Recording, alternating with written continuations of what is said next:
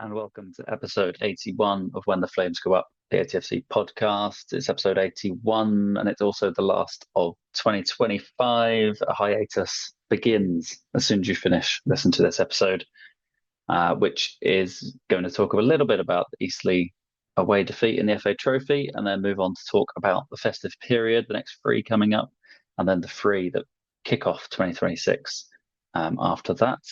And a little bonus of who's on your Christmas wish list. If Santa could get you anyone, who would you bring in to the shots? So we've got the thoughts of CJ and Guy on the podcast. Then we've also got Julian coming in with his voice note thoughts. So you hear those. I was going to say woven. I think they'll be woven in. Or I was going to say weaved in, but I'm not sure. Anyway, yeah, I guess this is Christmas. And what have you done?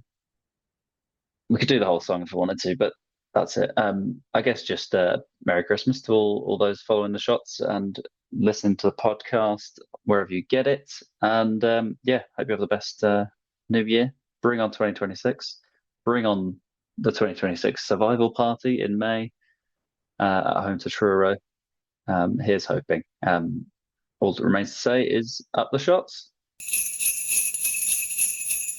So the shots are out of the FA Trophy at the first hurdle, a 2-1 away defeat at Eastleigh. It's the first time they've fallen at the first hurdle since the 1920 season, not the 1920, 2019-20 season, which was a 5-1 away defeat at Torquay.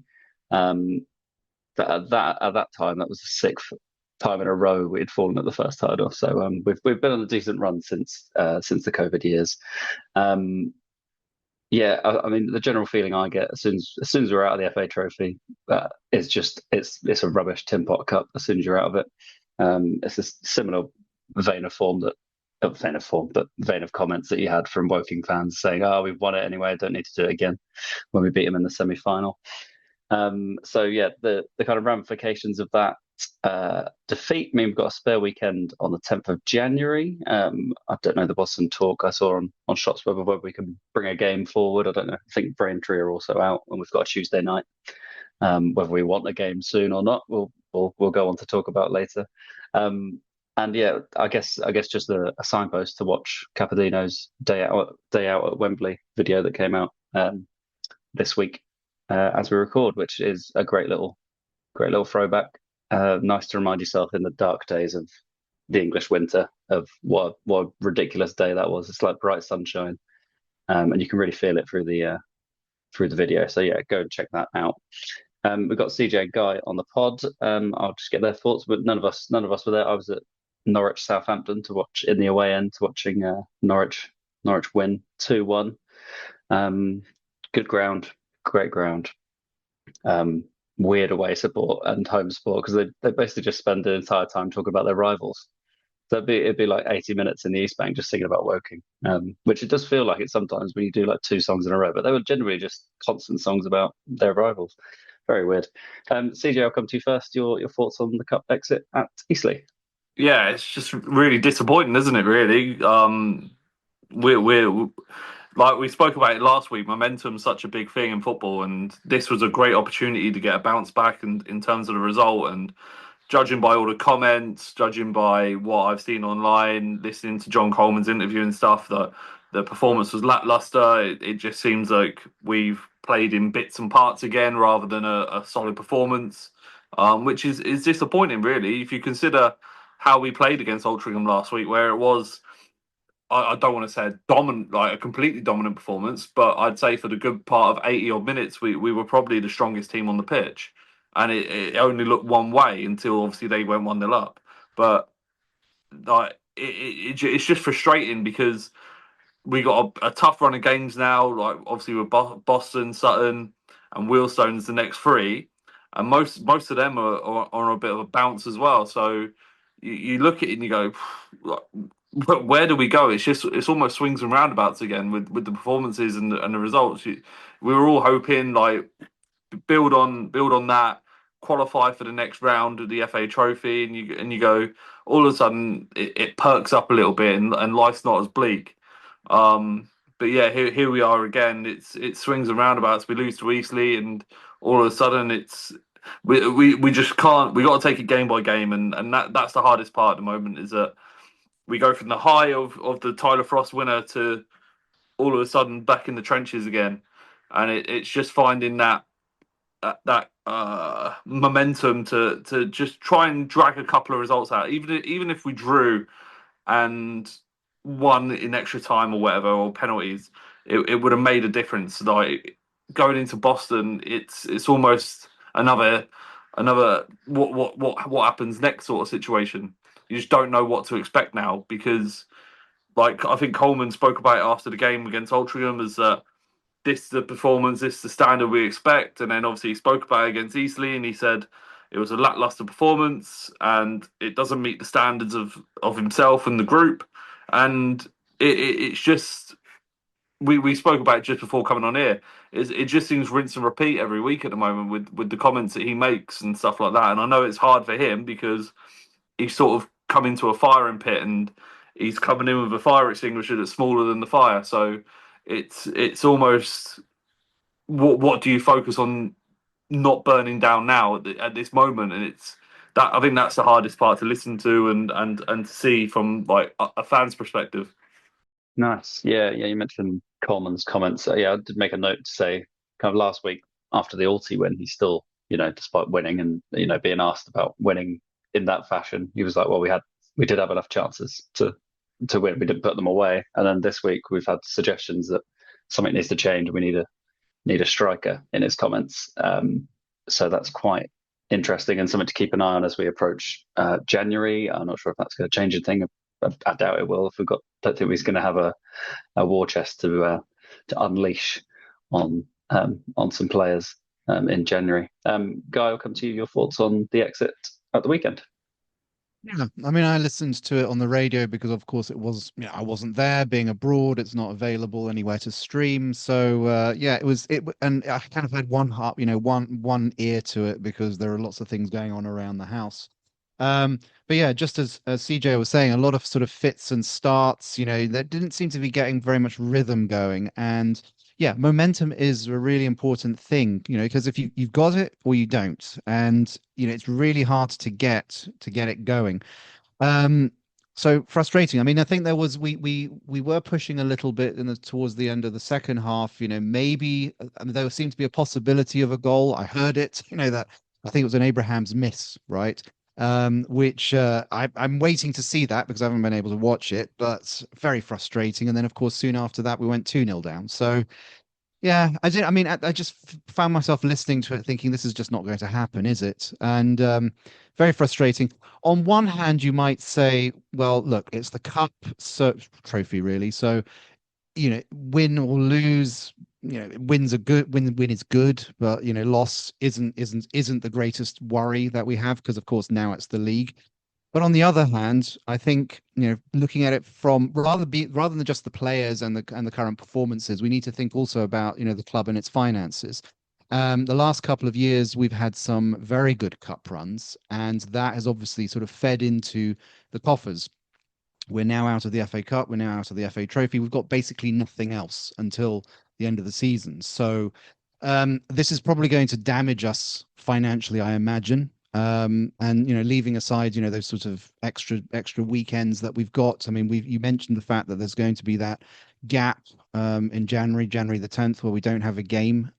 This is going to be potentially problematic further along because if you're not playing regularly, you can also slip a bit in terms of your form. So if you're playing well, you want to keep playing. Of course, maybe if we are going to talk about this, aren't we? So if we get through Christmas and it's not looking so good, maybe a break might be a good thing. But actually, looking at it from beyond the playing staff, it is a bit of a problem when thinking about finances. Absolutely, that's another aspect to it. And yeah, I guess it's tough anyway. We've obviously got that free weekend, but also, if other teams progress further along, we still might get games moved. It's not like we've now completely freed up our schedule. It's like, well, things are still going to move in February and March as we go along, and I'm sure there'll be postponements to throw in there as well. So, yeah, it doesn't seem to be a very any good spin you can put on having that free weekend. Yeah, hi Will, Julian here, just with my thoughts on the trophy exit and our upcoming Christmas schedule. The Eastleigh game, really disappointing. I guess the thing for me was, it just didn't feel as if the players had that pride of being the existing trophy holders. I know it's easy for me to say not being on the pitch, but that would have given me an extra spring in my step to be the current holders. And it just felt to me as if it was a pretty timid surrender, not really much fight in there. But then having said that, we were 2-0 down, got our way back into the game, and then obviously with the horrendous miss at the end by Abrahams, which pretty much sums up his season really so far.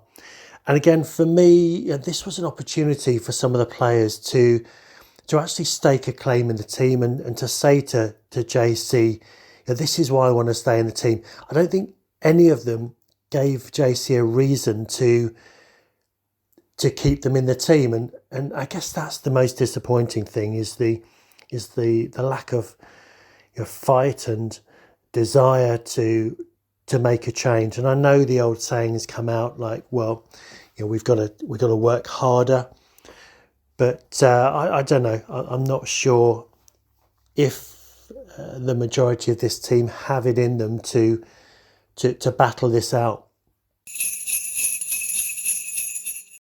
Okay, well, we've alluded to it enough, and I'm wearing a Christmas hat. But every time I nod in agreement to Guy and CJ's comments, keeps kind of bobbling along next to my head. So it's quite off-putting, but it does remind me that we need to talk about the festive period and preview those things. So I'm gonna break it down into the first three, the three before the end of the year, and then we'll talk about the three after that in January, in separate patches. Although together, it's in those 6 games that we've got in the league, 4 of them are away games. Before we face Carlisle at home at the end of January. We'll start with Boston away this weekend, 12:30 kickoff, and then we've got Sutton away Boxing Day, and then Wealdstone at home on the 30th. They are 16th, 18th, and 10th respectively at the moment.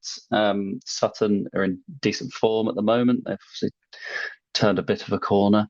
Wealdstone have had a very impressive start to the season, and Boston have also, they've gone through they didn't go through a horrendous patch at the start of the season like they did last season. I guess I've written down the question of how many points do you realistically need from these 3 games, which is obviously a silly question because realistically we probably need 9. But I mean, I'll put realistically there in bold font. CJ, I'll come to you. What are your thoughts ahead of those 3 before the end of 2025? Where do you begin, really? Like you look. I'm just looking at Boston's results now and stuff recently, and they drew 1-1 with Tamworth in the 3rd round of the FA Trophy. Obviously losing 5-4 on pens, and then beat Morecambe 3-0, who are on a bit of a run at the moment as well. Lost 2-1 to Yeovil. Obviously, I think that was Billy Rowley's first game, so momentum was obviously with Yeovil on that point, and obviously Billy Rowley. They lost 2-1 to Carlisle, and then drew 1-1 with Woking, who are on fire at the moment as well, and then lost 3-1 to Rochdale, and then lost 1-0 to Altrincham. So if you look at it, like the results are so hit and miss, you don't know what to expect. But they seem to be doing okay around the teams around us, other than obviously Yeovil. So, and they're not far away in the games with the competitive side. So the biggest concern for me is if we're going to have these hit and miss game, where do we lie with these sort of teams? Like, these are the games we need to win now. Obviously, you look between us and like Yeovil were with us at one point, and now they've shot up the league. So like, it's the weirdest league in the world because all it takes is a little bit of momentum, little bit of a run, and all of a sudden you're mid-table. and then you'll have Julian banging on about the playoffs to us. So it literally it's a couple of games, and you could be anywhere. Obviously, for us right now, maximum points is what we need in this next three, because but where does that come from? And obviously, like we just spoke about, obviously a new striker is probably needed. But and again, it's non-league, so we don't have to wait until January officially to go get a player, unless obviously one pops up available on loan or something from the football league. But as we're non-league, we can sort of pick and pull where we want and where we want. Obviously, just to mention on Guy's comments with finances as well. Like you look at it, and in the last few years with Tommy, we've raised probably about a million quid. So financially, we shouldn't be worrying about it. And then obviously when Tommy left, Shahid came out with the interview and said that we're, what is it, 1.7 in debt or whatever. So that makes matters just as bleak. And then you look at it and you go Boston, Sutton, Wheelstone are flying this season. Sutton again, probably below where they probably should be in the league and where they expect to be. So it doesn't look good in terms of between now and the end of the season. If we, especially away performances as well, we don't seem to be pulling home performances, let alone away ones. So it's is it a drastic situation? Maybe. Do we beat Boston and then are we all sunshine and rainbows again until the Sutton game? It's just what we don't know what to expect at the moment. At least under Tommy, you had that little bit of hope that we're going to score goals. It's just, is this week we're going to score more than the other team? At the moment, we're creating chances. Guy mentioned it with the Tristan Abrahams miss. Like that seemed to be a big polarizing thing all over X on the weekend, especially from the Eastleigh fans. How did he miss that? So yeah, that'll be an interesting watch, I think, looking back. Yeah, it's just it's bleak viewing at the moment to look at it and go, like, you look at the Wheelstone and Solihull games as big ones in the middle because they're both at home, and they're the sort of games you want to end the year right and start the year right.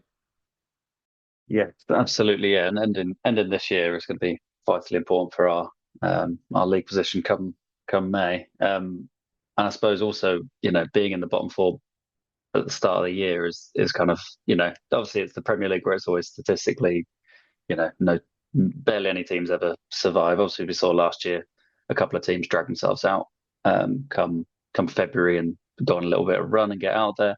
Obviously, now we're 4 points behind the teams outside of the relegation places, and we've got two teams in a row there that are basically the teams that we need to claw back points on anyway. So obviously, these first two, Boston and Sutton, they have a bit more importance, I think. And then obviously you get a home game, which is then is obviously going to be our most important thing. We're going to have to win like 75% of our home games remaining, because I don't think we're going to win that many away in general.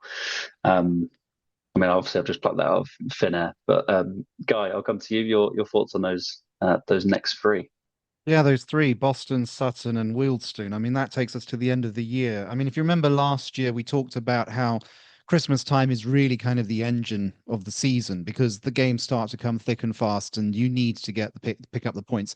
Last year we had the luxury of being, out of the relegation zone. It was very much still in our hands. Now we are basically amongst the four. We need those points. You asked me where we're going to get them. I'm struggling here because, I mean, looking at the form, the last few games for these three clubs. I mean, of the three, I would probably say that, as CJ pointed out, Boston's been up and down. I mean, they've won one, but they've also lost three. Sutton, sort of Wealdstone's won one but drawn three. Sutton, who seemed to be closest to us, actually seem to have been putting a bit of momentum together. I mean, they've won three and drawn one. So, to me, it's going to be tough to get points here. You say I mean we're making chances, but we're not putting them away. So you would imagine that if we took the performance that we had against Altrincham the other week, took that into Boston, potentially we could maybe pick up a win there. But given the way things are going, probably a draw. Sutton, I don't think we're going to get a win. I mean, given the way things are with with Sutton at the moment. Although of course, they're coming in as well. So, maybe that we only meet them in the second match. Wealdstone as well is going to be tough. I mean, they're sort of mid-table. They seem to be relatively solid. So I mean, if we squeak a draw there, I think we're going to be lucky. So it's not great, but 2 points out of 9. That's not good. We need more than that. We need wins now at this point. And also, some of the players that they may be putting up against. I mean, so I'm worried about the Sutton game because they've got Ogbonna, who's had 2 assists in the last 4, 1 goal, 1 assist in the last 3. This is also the match that I might actually be going to as well, since I'll be coming back to the UK next week. So conveniently for me, Boxing Day is going to be just Sutton's just down the road from Wimbledon, where I'll be staying. Wealdstone, if I have enough credit in the bank, I might actually be able to make that game as well. So really, I'm looking at sort of watching the 2 games out of the 3 that we're probably very unlikely to get any points from. Boston, the 1 game that we might actually get something from, I'm going to miss that. Yeah, it's sod law. It's sod law. I missed the only win we've had since September, despite being at most of the other ones.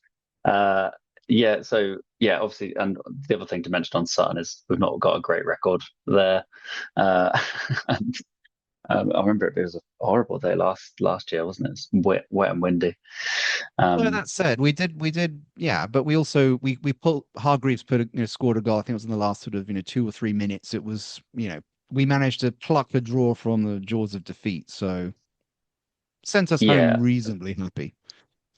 Yeah, true. It was a I do remember that moment. That was a good moment. And I guess to mention, I mean, Alty were in good form when we beat them a couple of weeks ago. And so if you add in Sutton's good form, playing confident players, I mean, there is a chance there.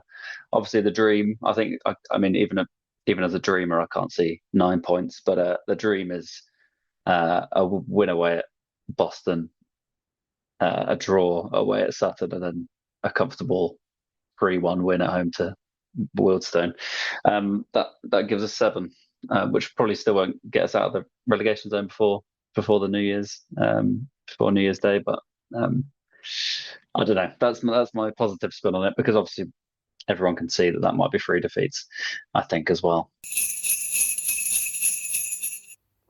And of course, we then move on to the upcoming fixtures, and I mentioned it last week in the pod about the fact that this set of games we're approaching now really are crucial, because we're going to come round again sort of late January, early February time. We're going to come round to be playing the likes of Carlisle, Boreham Wood, Forest Green again.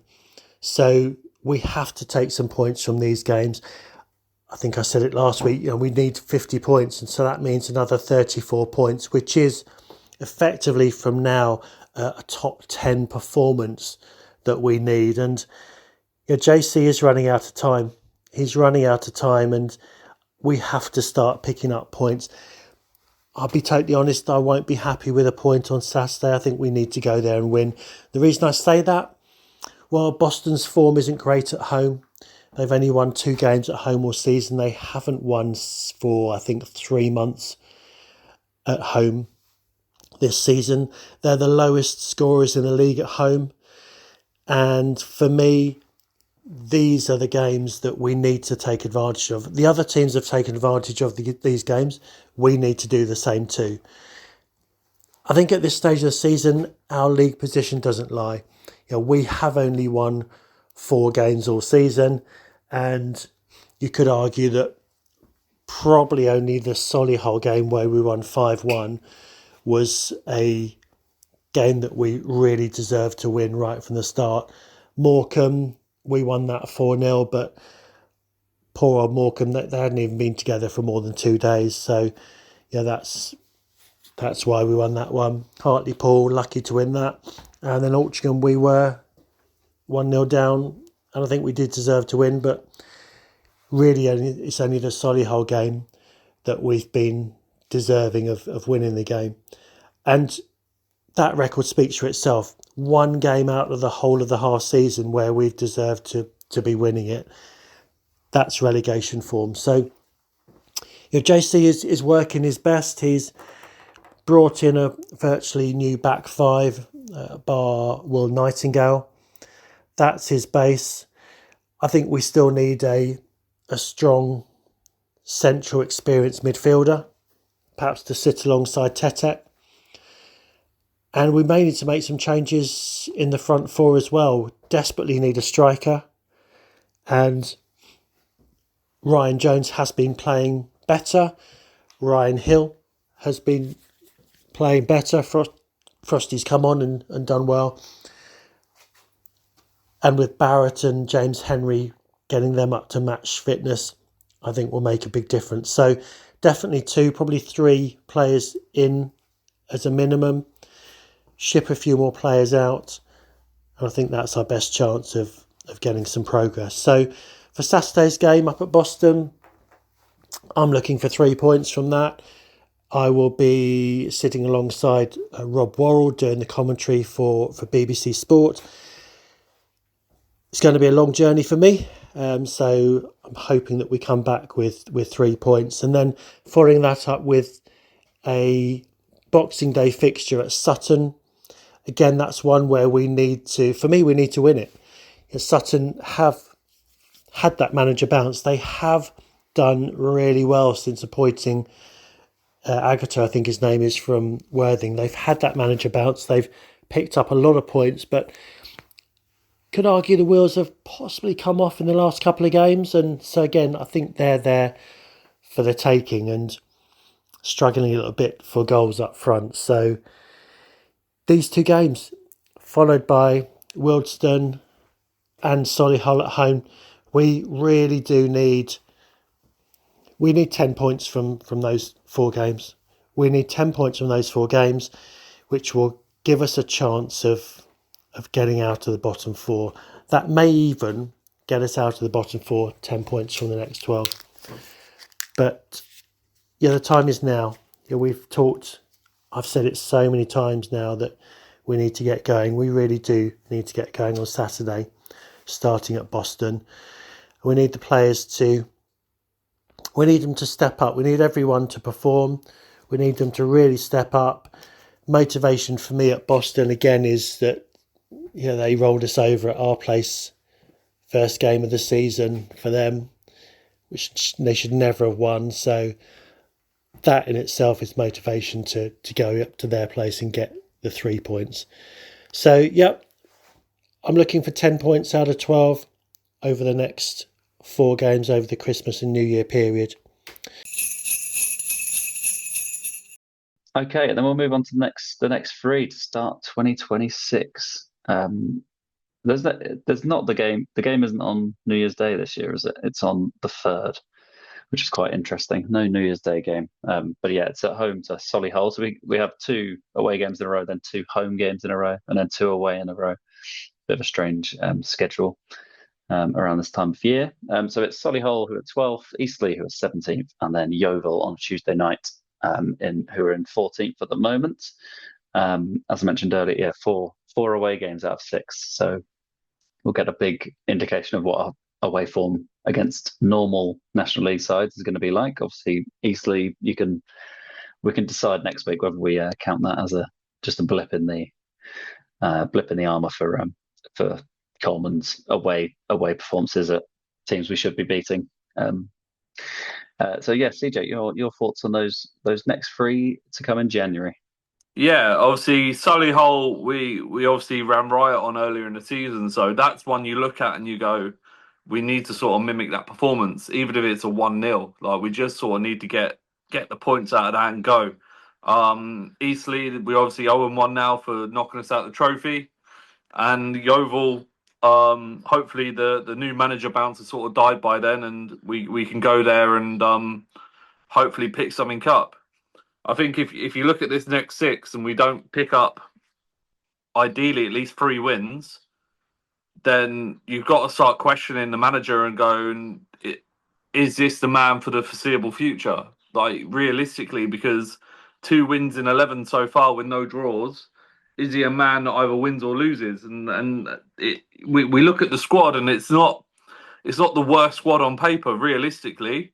This is a National League team on paper. It's just yeah, we're probably a striker away from actually probably doing some real damage to teams. But yeah, it's just you have to start questioning the manager at this point and going, what are you bringing to the table if we're not winning these games? Because like this is do or die at the moment, and this run of 6, we always spoke about the last run that we had where it was the top 6 or whatever. This is now, like you were saying, your bulk of teams are probably similar size in stature to us, and probably a similar place in terms of obviously results, fixtures, and table. So you look at it and you go, you have to start winning these games. Like there's no two ways about it, and you have to almost question the Coleman and go, what have you changed or what have you done to this squad? Because you look at the start of our season, we actually started really well. Results obviously didn't mimic that, but we were creating chances like it was going out of fashion. We started the season almost like a bat out of hell. And you look at the Altrincham game at the start and you go, we probably should have come away with points from that. And then obviously we went into a tough dip of form, and then it's just sort of spiraled. And like this next run, it's so important to the season, because after that is obviously Carlisle at home, and you look at that and you go, we need to be going into that game with at least a scratching hope of staying up, of being within minimum points of either being in the bottom 4 or whatever, or being in the bottom zone, or just outside it within goal difference or points. But yeah, it's so vital. This run of games now is so vital to our safety, really, I'd say. Absolutely, yeah. And obviously, the way we split it there is, 3 before we got 2 away games and 1 home game. But I think that patch there, Wildstone and Solihull, in a row at home, I think they're 2 winnable games, and you're at home. We don't play again at home until Carlisle. So I mean, that if we need, I mean, it'd be great. I don't know. Even writing down there, I was like a minimum of 2 wins, for example. I mean, they're probably going to come from those home games, and then are we going to get a couple of points here or there, a couple of draws that need to come in? Like you mentioned, CJ, is it just going to be narrow defeats and narrow wins till the end of the season? I think we need to find a way to do something different. But yeah, we don't know. We don't know until Boston and Sutton come around what we're going to be like against pretty well, not average, but normal National League sides away from home. Yeah, remains to be seen. But yeah, a lot of away games, a lot of gaps as well now that we don't have that trophy game. Guy, I'll come to you. Your thoughts on those next 3 in January? Yeah, so Solihull, Eastleigh, and Yeovil. I mean, in terms of the 4, I mean, but I guess, sort of maybe it makes less sense to start looking at form for these 3 clubs because of course by the time we meet them, they will have had their Christmas period as well. So they'll have had sort of the run of 3 or 4 games, and so they may be up, they might be down. But judging by form right now, Solihull and Yeovil seem to have sort of, stabilized a bit. They've won a few more than they've lost. So, whether, of course, we meet Yeovil at the end of this little stretch, still in that sort of period of up, is uncertain. But you would have thought that if we were going to get any points, it was probably going to be against Eastleigh and Solihull. I mean, Eastleigh, with their recent form, has been sort of 1 draw and 3 losses, and yet we didn't make much of an impact on them at the weekend. So, I'm sort of hesitating to say that we're going to get points against Eastleigh. I'm hesitating to say we're going to get points against Solihull. At this stage, I'm not confident about getting very much from Yeovil either. So, for those particular 3 games, I think we'll be lucky if we're going to be getting at least another draw or even a win out of those 3, which is not great. And if I can just sort of, add to what CJ was saying about the strike, sort of the forward line. I mean, yeah, we've been making chances, of late, but I mean, there's clearly something not quite right. I mean, I'm a bit wary about saying that we're just 1 striker away from, our season turning, because we do have quite a few strikers, right? We've got Kwame Thomas. Although admittedly, and he's started more this season, and certainly at the earlier part of the season than he did, in previous seasons. But maybe he's more of a high impact sub. I mean, we saw that, a couple of seasons ago when he'd come in and he'd grind out the last 10, 15 minutes, use his weights to just hold up the ball and manage the game, rather than, I mean, and maybe, put his weight about and get a goal or two. But it just hasn't happened this season. And then we've got Tristan Abrahams, who I was very optimistic and quite hopeful with him coming in, given that he had scored quite a few for Maidenhead, who went down last season. But imagine he doesn't want to be, relegated 2 seasons in a row.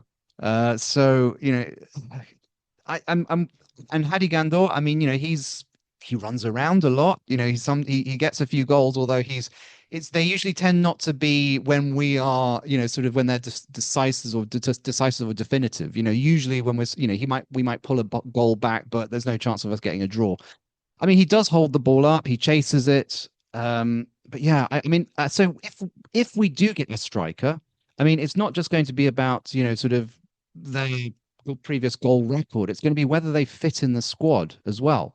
And do we have much time to get, sort of get them clicking? Because what we need is not just someone who's a proven goal scorer, but someone who can just, come in and just click with whatever kind of setup, Coleman finally decides to land up with. I think, as I've said in previous weeks, we seem to have tightened up the defense somewhat.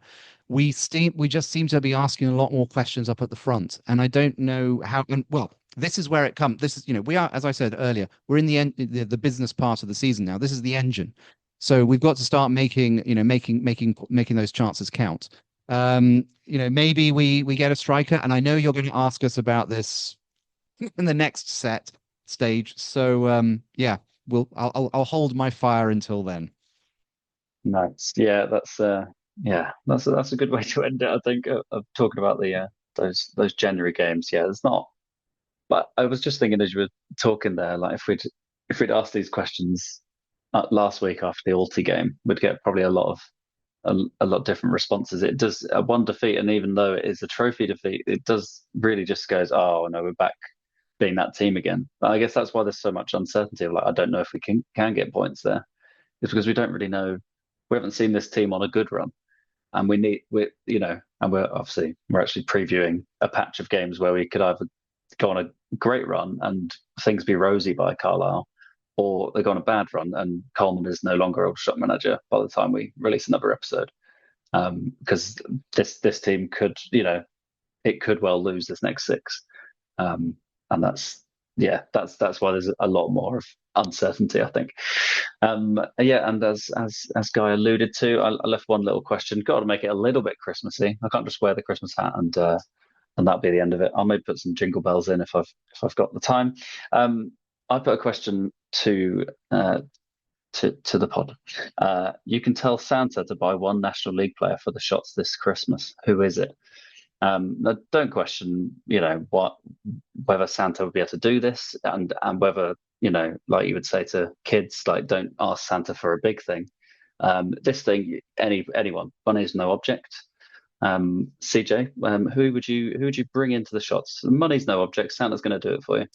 Money's no object, because I was just going to say go get me Regan Linney, but if money's no object, then I'll have CR7 all day long. We'll get Barrett whipping balls into the box and him sorting out the East Bank and suing in front of the East Bank all day long.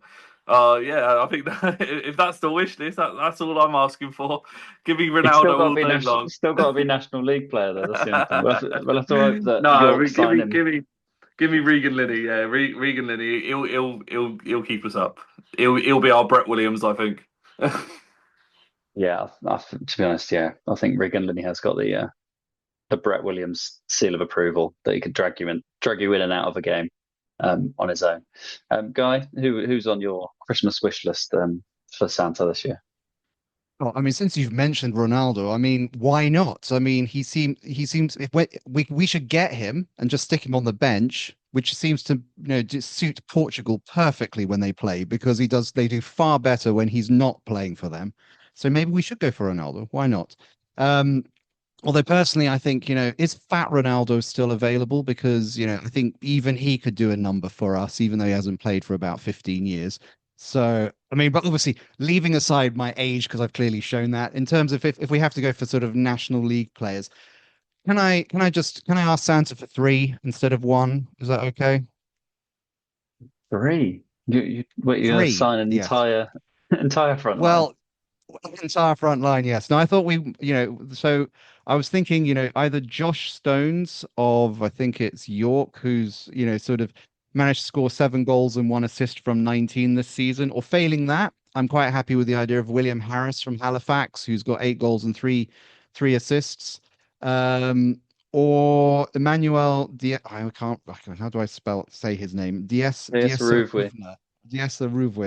Yeah, who's got 12 goals and 4 assists, and the last 5 games, 1 goal and 2 assists. So I think this is what these are the kind of players we need at the moment. So the question is, can we get them?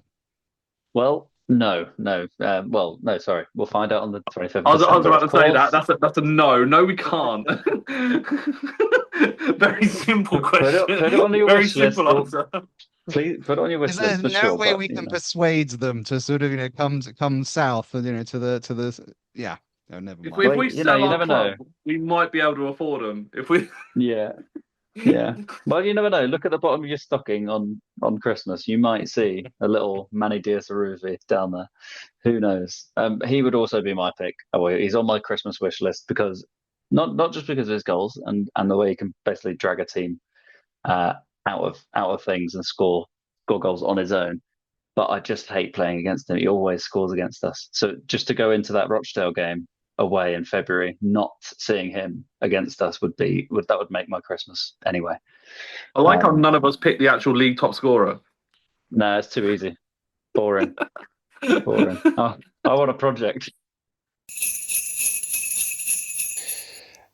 Will, you asked a question about if Santa could bring us a player, who would we want?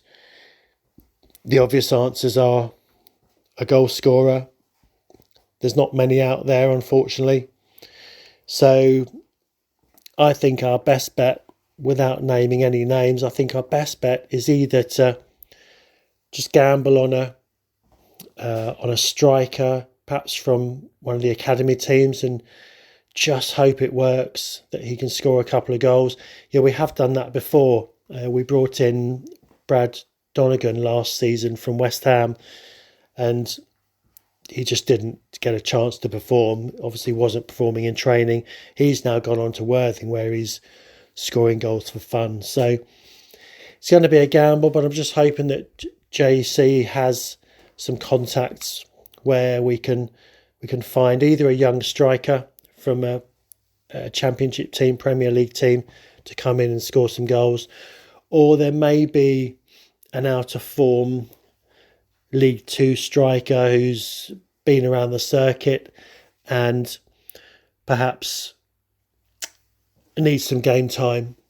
So again, no easy answers for that one. So can't give you a name, Will, but that's the sort of player that I'm looking for. To probably 2 of those actually, that will help us get out of the mess that we're in. Anyway, I'll shut up now, and obviously we're going on a bit of a Christmas / New Year break. So if I can just wish everyone on the pod a Merry Christmas and Happy New Year, and all the Shots fans too. Let's hope we've got something to cheer about come the new year. Thanks, Will.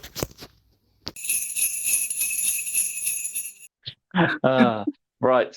Well, we better end the episode there. It's been good to try and make sense of the festive period with you both. And we're back at the end of Jan, which is quite crazy, after the Carlisle game. Merry Christmas to you in New Zealand, CJ. And you, mate. And Merry Christmas to you, Guy. Thank you. Happy Christmas and Happy New Year to all of our listeners. And hopefully when we're back, we're 6 wins ahead. There we go. And Julian will be talking about the playoffs once again. Unfortunately, we can't do the double this season, though. No double, no.